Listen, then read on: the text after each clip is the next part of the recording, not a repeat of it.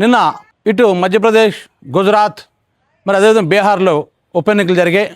ఆ ఉప ఎన్నికల్లో బీజేపీ మధ్యప్రదేశ్లో, బీహార్లో ఓడిపోయింది. గుజరాత్లో తక్కువ మెజార్టీతో గెలిచింది. అయితే సంచలనాత్మక విషయం ఏంటంటే, ఏదైతే భారతీయ జాతీయ అధ్యక్షుడు ఉన్నాడో ఆయన రాజీనామా చేసినటువంటి నియోజకవర్గంలో, బన్కీపురా నియోజకవర్గంలో ప్రశాంత్ కిషోర్ గెలిచాడు. అది దాదాపుగా 20,000 ఓట్ల మెజార్టీతో గెలిచాడు. గతంలో అది బీజేపీ సీట్ అని చెప్పుకున్నాం కదా, అతను 55,000 ఓట్ల మెజార్టీతో అప్పుడు గెలవడం జరిగింది. తర్వాత ఆయనకి రాజ్యసభ సీట్ ఇచ్చారు. భారతీయ జనతా పార్టీ నేషనల్ అధ్యక్షుడిగా ఆయన ఎన్నుకోవడం జరిగింది. ఒక మీటింగ్లో ప్రధానమంత్రి ఏమన్నాడంటే, నేను బీజేపీ కార్యకర్తని, మా బాస్ అతను అని చెప్పడం జరిగింది. నవీన్ గురించి, వాళ్ళు నబీన్ అంటారు, మనం నవీన్ అంటున్నాం. ఆయన గురించి చెప్పడం జరిగింది. అంటే నేను కార్యకర్తని, కానీ అతను మా బాస్ అన్నాడంటే ఏ స్థాయిలో ఆయనకి ఇంపార్టెన్స్ ఇచ్చాడో మనం చూసాం. అటువంటి స్థాయిలో ఇంపార్టెన్స్ ఇచ్చినటువంటి ఆయన నియోజకవర్గంలో, ఆయన రాజీనామా చేసిన నియోజకవర్గంలో ప్రశాంత్ కిషోర్ గెలవడం ఒక సంచలనం. ఇది కేవలం ఆ ఒక్క నియోజకవర్గానికే సంబంధించా, లేదు బీహార్ తాలూకా ఓటర్ తాలూకా మనోగతాన్ని అతను తెలియజేస్తుందా, లేదు భారతీయ ఓటర్ తాలూకా మనోగతాన్ని తెలియజేస్తుందా? అసలు ఎందుకు ప్రశాంత్ కిషోర్ గెలవగలిగాడు? అంతా 30 సంవత్సరాల బట్టి బీజేపీ కంచుకోటగా ఉన్నటువంటి ఆ నియోజకవర్గంలో ప్రశాంత్ కిషోర్ గెలవగలిగాడంటే మాటలేం కాదు. భారతీయ జనతా పార్టీ నేషనల్ అధ్యక్షుడిగా ఉండేటువంటి ఆ నియోజకవర్గంలో ప్రశాంత్ కిషోర్ గెలవటం అనేది మాటలు కాదు. ఎందుకు మొన్న జరిగిన ఎలక్షన్లో ప్రశాంత్ కిషోర్ నిలబెట్టిన చోట దాదాపు ఎక్కడ కూడా డిపాజిట్లు కూడా రాలేదు ఎవరికి. అంత ఘోరంగా ఓడిపోయాడు. లాస్ట్ టైము అక్కడ కేవలం 7,000 చిల్లర ఓట్లు వచ్చాయి. ఈరోజు మెజార్టీ చూసుకున్నట్లయితే 19,000 చిల్లర, దాదాపు 20,000 మెజార్టీతో గెలిచాడు. అంటే ఇక్కడ ఈ 20,000 వేసుకున్నట్లయితే గతంలో బీజేపీకి అక్కడ ఎంత వచ్చింది? 50,000 మెజార్టీ వచ్చింది. 50,000 మెజార్టీ వచ్చింది. అంటే 50,000 ప్లస్ 20,000 అంటే 70,000 మంది ఓటర్లు మారారు అని అర్థమవుతుంది కదా. ఇప్పుడు ఇది ఎందుకు జరిగింది అంటే, చాలామంది ప్రశాంత్ కిషోర్ తాలూకా స్ట్రాటజీ అంటున్నారు. ఓకే, ప్రశాంత్ కిషోర్ స్ట్రాటజీ అని మనం అనుకుందాం. అలాగే మరి అటు చూసుకున్నట్లయితే మరి మధ్యప్రదేశ్లో, అన్నిటికీ మించి గుజరాత్లో ప్రధానమంత్రి ఆయన రాష్ట్రం, అది ప్రధానమంత్రి గారి రాష్ట్రం. అందులో ఎందుకు మెజార్టీ తగ్గింది అంటే, భారతీయుల తాలూకా ఓటర్ తాలూకా మనోగతం మారుతుందా?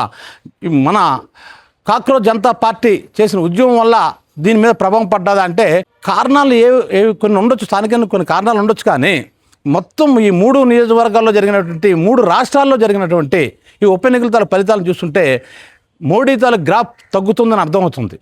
ఎందుకంటే గుజరాత్లో కూడా తగ్గటం, మధ్యప్రదేశ్లో బీజేపీ ఓడిపోవడం, ముఖ్యంగా ఈ బీహార్లో ఓడిపోవటం, జన్జీ తాలూకు ప్రభావం పడ్డదా? ఆ ఉద్యమం తాలూకు ప్రభావం పడ్డది. ఎందుకంటే మనం చూసుకున్నట్టు జంతర్ మంతర్ తర్వాత ఎక్కువగా నిరసన జోన్లు ఎక్కడ అంటే బీహార్లో జరిగాయి.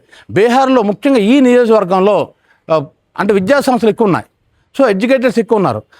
నిజంగా చెప్పాలంటే ఈ పోటీ చేసిన 3 వ్యక్తులు కూడా ఆర్జేడీ నుంచి పోటీ చేసిన వాళ్ళు కావచ్చు, లేదంటే ఇతను కావచ్చు, పీకే కావచ్చు, లేదు బీజేపీ, 3 కూడా అగ్రవర్ణం వాళ్ళే.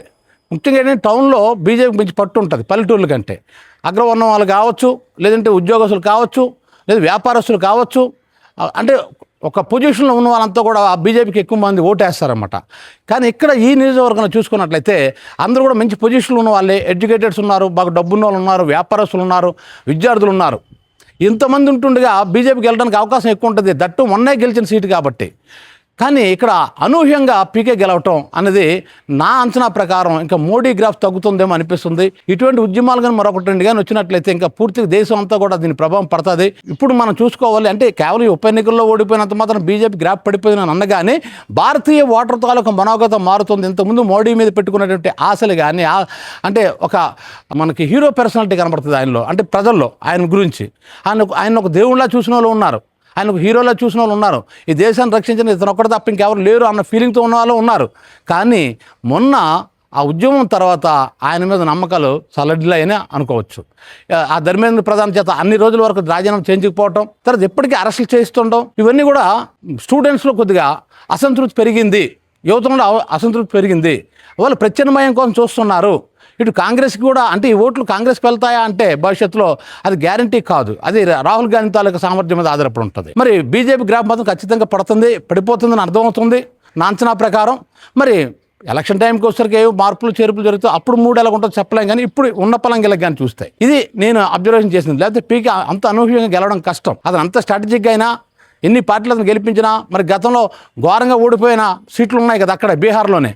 మరి ఈసారి ఎంత తక్కువ పీరియడ్లో ఇతను ఎలా గెలవగలిగాడు అంటే, కేవలం మోడీ మీద, భారతీయ జనతా పార్టీ మీద వచ్చినట్టు అసంతృప్తే ఈరోజు పీకేని గెలిపించిందని నా అభిప్రాయం.